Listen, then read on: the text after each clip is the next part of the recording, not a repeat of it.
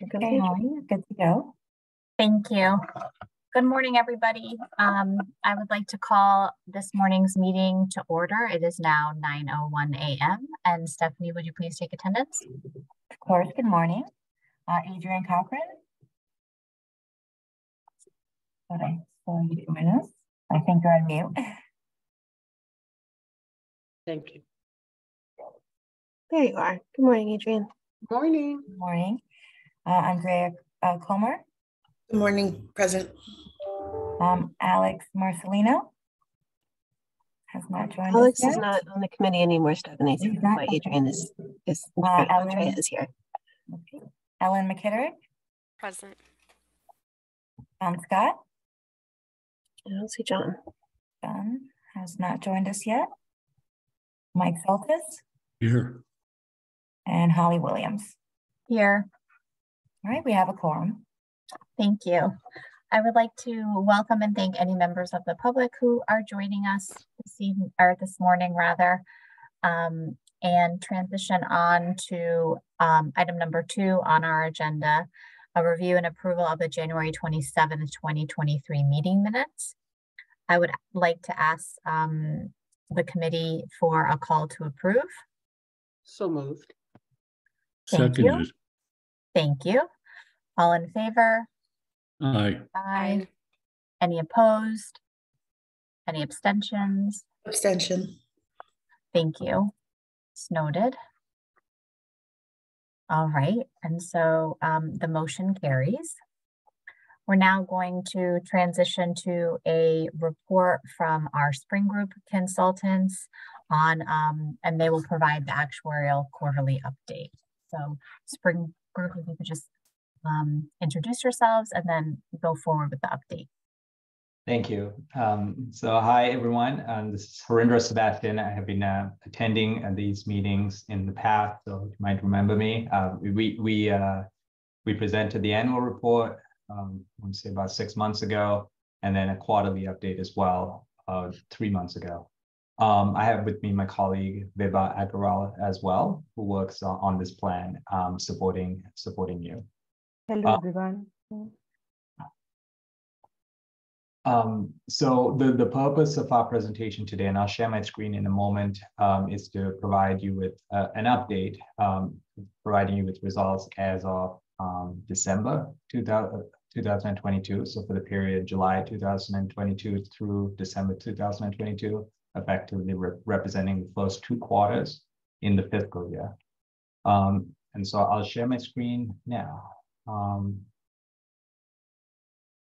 Yep.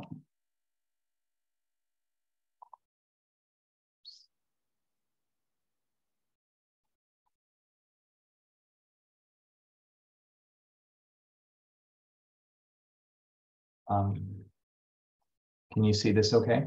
Can you see your screen? Okay, great. So I'll jump right into the results. We have a beginning of year fund balance of 446.3 million, and that's really what we're tracking. Okay, the results presented here are on an accrual basis as opposed to a cash basis, which I believe Dave will be speaking to a little later on. And that effectively means we are reflecting contributions and claims. Basically, all of the costs that are shown here are attributed to the period to which are shown during the period to which it's attributed. As an example, if contributions were received in January, but they were for the period September or October through December, they would be shown within this section today, as opposed to on a cash basis, they were actually received in January, so they would be shown in January instead of in December, as an example. With that, I'll go through these results. So actual is shown in this column in the middle here, and then the projection that's shown on the column to the right is reflective of the last update, the last projection that we provided back in January to the committee, and really in December to the Finance and Audit Committee. Okay, so I'll start by saying the contributions were a little bit lower than what we had in the budget. So we had 198.3 million.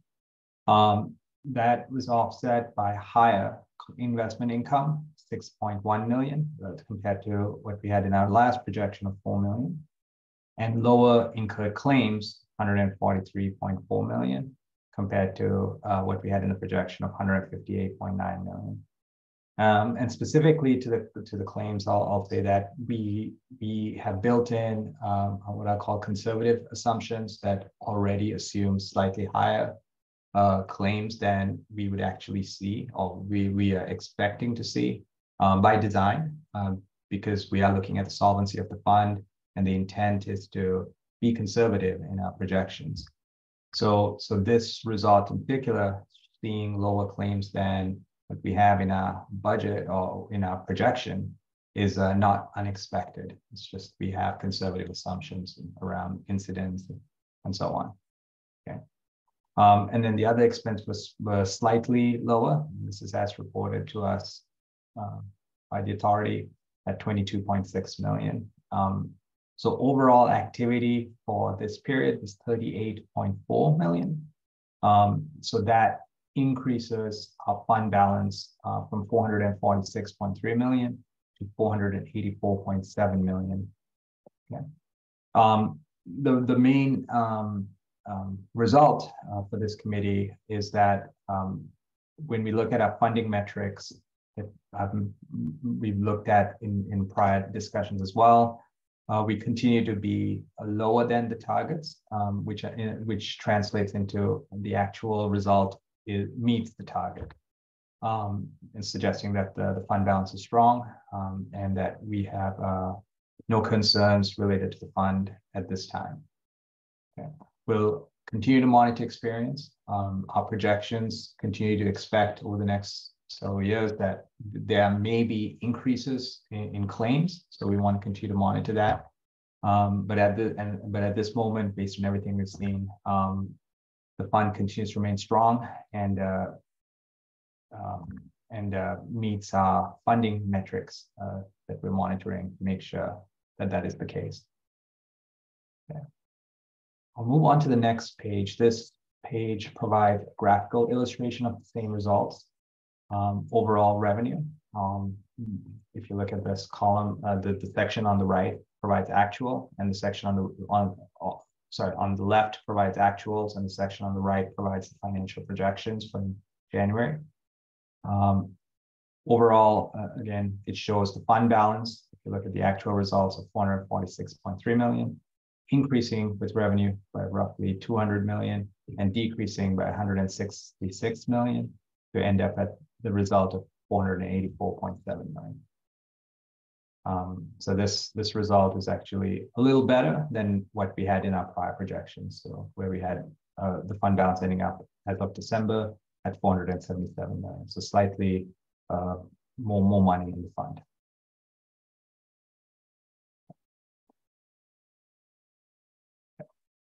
This page, I won't go in detail into this page because it is the same result. It's just more detail.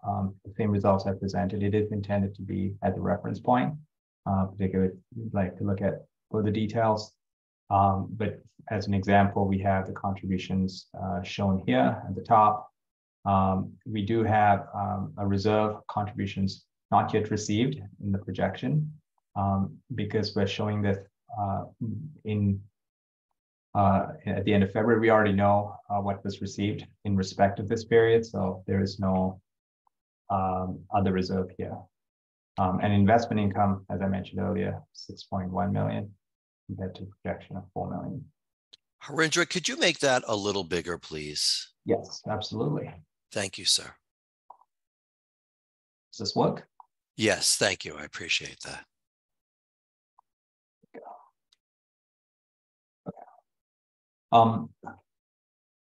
I will mention one thing here, which is that we do calculate a reserve as of at the end of each quarter. So we had a reserve calculated of 41 million, and that basically represents, compared to the reserve as of June 30th of 2022, a slight increase. So that's this one. So if we were at 40 million, that went up to 41 million. In the bigger scheme of things, not a big change in that reserve. And this is in respect of claims that have happened, but the payments haven't been made in respect for those claims. And there are several components related to that, such as claims that are pending, where they haven't made a decision yet, or claims that have got started, but there's still a period left. So payments have still to be made, and also claims that are unknown, that where the claim has happened, but they haven't actually reported it yet. So there's an estimate related to that. But the total for the whole thing was 41 million.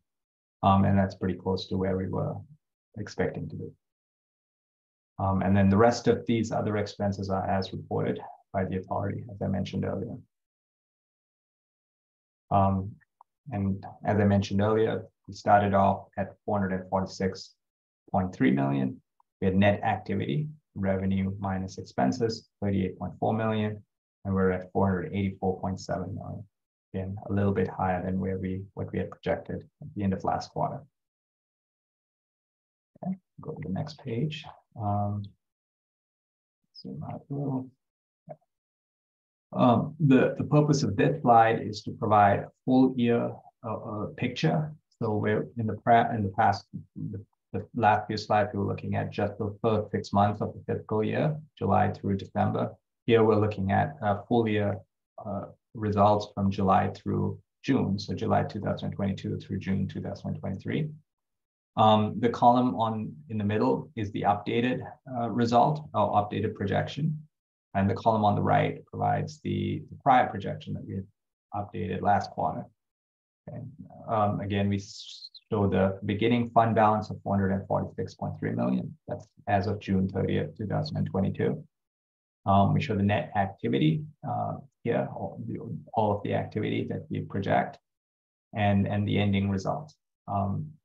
And when we're making these projections, we try to be conservative to some extent, and also reflect any information that we know. We did see lower contributions in the actual data that for the last quarter. However, we also know we do have some fund recovery activity coming up in the next 6 months. So we have kept the contribution earned estimate for the full period. This is for the full 12 months. We didn't change that based on that information. The investment income, we have increased that to reflect higher expected investment earnings at 3.5%. So this number is consistent what the authority is budgeting for as well. And we have claims where we decrease that a little bit, and reflecting actual known experience that was lower than what was in the prior projection. So that is a slight decrease here, going down from 348 million to 332.7 million. Okay. Again, Harindra, could you make that larger again, please? Oh yeah, absolutely. Sorry. Yeah, no, thank you. Thank you. Yeah, is this good? Yes, thank you. My eyes aren't as good as yours. No worries. What I will say again, just to reiterate a point I made earlier, we continue to have conservatism in the claims projection estimate, in particular, by design. So we're projecting we have conservatism built into this number. So what I would expect, barring anything unexpected, obviously, is that the claims will come in lower than what we have projected here. However, we do have a little bit of cushion in there, again, some margin built in to account for any unexpected increase in claims experience. And then other expenses are at 45.3 million, reflecting the data we have to date. So overall activity is 79.8 million. So we would expect the fund to increase from 446.3 million up to 526.1 million by the end of the year. end of the fiscal year as of June 30th, 2023. Okay.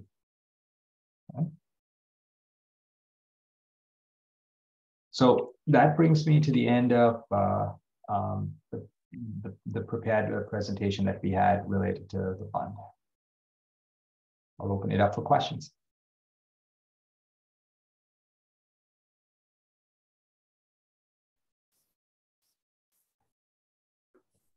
Hi, this is Holly Williams. I actually had one question. Based on, it doesn't appear to be the case, but I just wanted to confirm.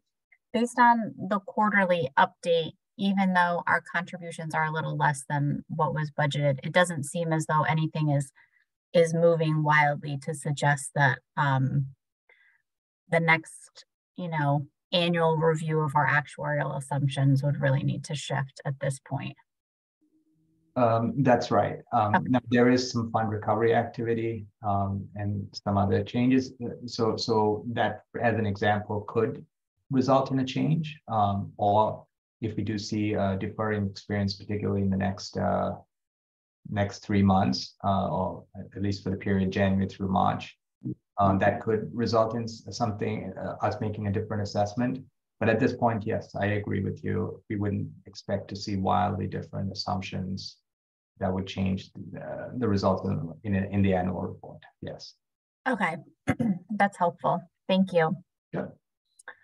So I guess I have a related question, and that is, and I'm connecting it back to the actual user experience, and to the extent that claims have been denied, maybe because of inconsistent paperwork or some other reason, would that have those occurrences and the possibilities of course correction been taken into account in terms of these projections? Does that make sense? Yes. So particularly early on, as Aflac was kind of working with the claims and kind of getting the system in order and all of that. Yeah, there would certain ups and downs, so to speak, in the experience, and also in terms of how they were processing claims. Yeah. What we have done, at least as far as the projection goes, is we looked at and I'll say this too. There wasn't a lot of claims experience when we did the last annual report, and we were setting the assumptions and so on. So we did look more broadly across other states when we developed the assumptions. And to a large extent, we didn't rely heavily on the state's assumptions, the state data to develop those assumptions. So to some extent, we reflected kind of a broader net of data in developing the assumptions. And that's where also we did see higher overall claims experience and incidence of claims when you looked outside of the state of Connecticut data relative to what we were seeing in the early part of the data, in the first several months. And we're still relatively early in the program, right? But we also have seen in many cases ramp up of claims as people get more familiar with the program, people start to use the program more, and possibly even in terms of systemically how things are processed and so on as well. So we've accounted for some of that in our assumptions, not just for next year and the year after, but as we made our longer term projections. So we have looked at that, and we'll continue to do that again this year. We'll look at the broad data, look at your own data now that we have more of your data, and try to develop assumptions that make sense based on all of that. But to my point earlier, though, we're not seeing experience come in wildly, particularly from my perspective, wildly higher than maybe what we've assumed. That would suggest that we need to immediately change things up and change our assumptions as well. I'm not sure if I completely answered your question. No, you did. Okay, great. Thank you. Sure. Are there any other questions or comments from my colleagues? Okay, don't see any. Well, as always, thank you very much for your presentation. It's informative to our work. And we're going to shift gears a little bit and go through our budget review of spending to date. Dave, if you'd please lead us through those documents. Will do. Thank you. Good morning, everybody. And I would like to just say a welcome, or I guess a welcome back to Andrea Comer. So Andrea, you may get a little deja vu looking at these, but of course, if you have any questions, you know I'm always available. All right, of course. Okay, let's get started. I'm going to share my screen. Okay.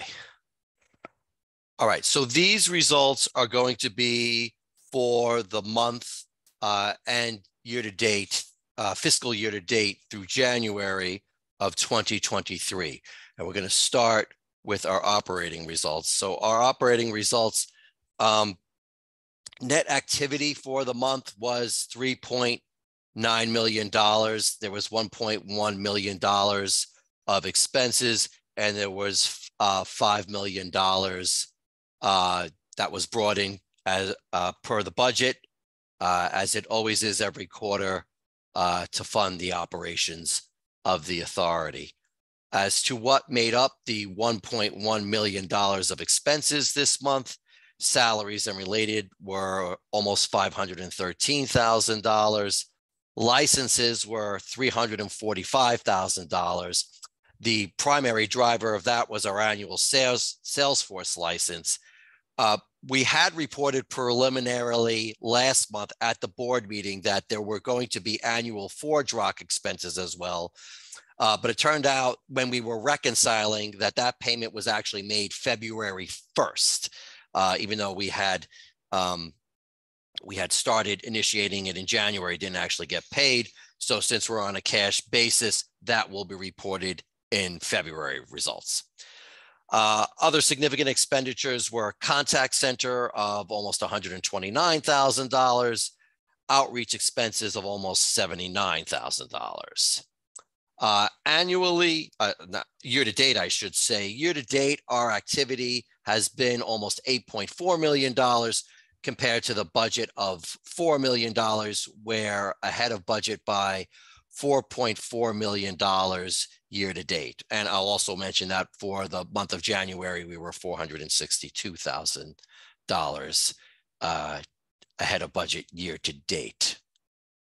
Moving on to our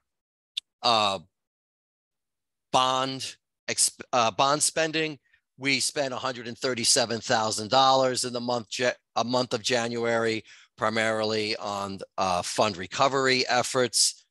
We are ahead of budget. We were ahead of budget by $288,000. Year to date in bond spending, it's been over $900,000, ahead of budget by $3.7 million. Again, a lot of that is timing. We expected to spend more in the early part of the year, but we'll be playing catch up as time goes on. But we certainly are not expecting to be spending more than the bond money we had budgeted for. Just in terms of where we are for bond money, in terms of how much was totally allocated, we've been allocated by the state of Connecticut $16 million. We've spent almost $12.1 million. So we have another $3.9 million available to us so far. Moving on to the contribution budget. Oh, my screen will cooperate with me. The contributions that were due in December, there's a grace period of January. So most of the contributions come in January, as most employers and their third-party administrators tend to wait till the last possible moment to pay. So for the month of January, our contributions were almost $93.7 million. As Harindra had indicated earlier, that was certainly less than we had budgeted by about $10.6 million. But that was offset by two things. Number one was the investment income, which continues to earn a better rate than we had budgeted. We're north of 4% now, which is good news. The benefit payments for the month of January were $21.5 million. That's a little lower than a typical run rate because of the holidays at the end of December.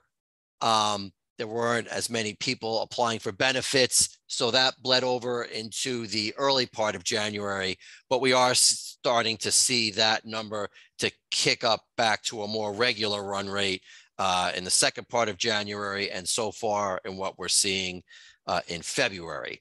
Having said all that, we were ahead of budget for the benefits that were paid by almost $16 million. So all in for the month of January, the net activity was $66.9 million compared to a budget of $59.9 million. So that puts us almost $7 million ahead for the month of January. For year-to-date results, we've had net activity of $117.2 million compared to the budget of $30.8 million. So we are $86.4 million ahead of budget. And again, that's primarily driven by the better than budgeted results for claims that have been paid to date. What that all means for the contribution account, this is January. Harindra had mentioned this before. He was looking at December on an accrual basis. We're looking at January on a cash basis. But whatever basis you look at, it's still the same story. So the fund balance was over $500 million as of the end of January. And so we've met all the solvency tests so far, so there aren't any concerns regarding that. Quick look at the balance sheet. Total assets are $526 million, and our biggest asset continues to be the short-term investment fund with almost $481 million. The rest is cash that's available for bonds and operating. On the liability side, we continue to have bond funds payable of $16 million. We have initiated conversation with the Office of Policy and Management to formalize a repayment plan for those bond funds. That will be, we expect that to be finished certainly no later by the fall of this year, and most likely it'll be done before then. When those terms have been finalized, we'll certainly share with the Finance Committee what those terms are. Regarding where we expect to be by the end of this fiscal year, in terms of the operating budget, we expect to be at $5.7 million. That's compared to the operating projection of $2.9 million, better than budget by $2.8 million. The largest driver of that positive variance continues to be staffing and related expenses as positions are being filled later than we had originally budgeted them for. And last but certainly not least, our contribution projection at the end of the year, we expect net activity of $73.7 million. That's compared to a budget of a negative $54.8 million. So that puts us $128 million better than budget by the end of the year. That's where we are for the month of January. Does anybody have any questions?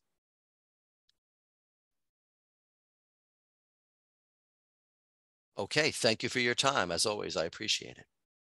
Thank you so much, Dave. If there aren't any further questions, then is there only old business that anybody would like to address? No. Any new business? I have a question. I don't know if it's new business or it's close enough. As we're knocking on the door of March, can someone just review our time frame for budget preparation for the next fiscal year? Sure, Mike, no problem. So next month's Finance Committee meeting, I will be presenting a first draft of the budget. So at that point, the committee will have 30 days to review the budget. Of course, the budget could always be approved in March. Traditionally, that hasn't happened. The committee usually likes time to review it, which of course is their right to do. So assuming that happens, we'll take any input or questions that the committee has in March, implement those for into the budget. And so if it needs to be revised, and it may even need to be revised because the authority itself gets some updated information. So there may be some internal adjustments to the budget as well, just to refine it. That's also happened in the past. So at the April Finance Committee meeting, we'll go over the budget again. And then assuming the committee is in agreement, then we will take it to the board in May. And the board at that time will either approve the budget or they'll have questions. And so we'll come back. We could come back at the June board meeting or have a special meeting if we're concerned about passing the budget in a timely manner. But the way it's historically happened is first review with the Finance Committee in March, second review in April, go to the board where they'll review and approve in May. Got it. Thank you. Very You're helpful. welcome. Any follow-up? No. All right, so if there's no new business, then I'd like to ask for a motion to adjourn this morning's meeting. I'm so moved. Seconded. Thank you very much. All in favor? Aye. Aye. Any opposed? Any abstentions? All right, well, the meeting is now adjourned. It's 9:33 and the sun has decided to come out. So hopefully it continues to be a beautiful day. Have a lovely weekend, everybody. Thank you. You too. Thanks, Thank you. everyone. Bye-bye. Bye.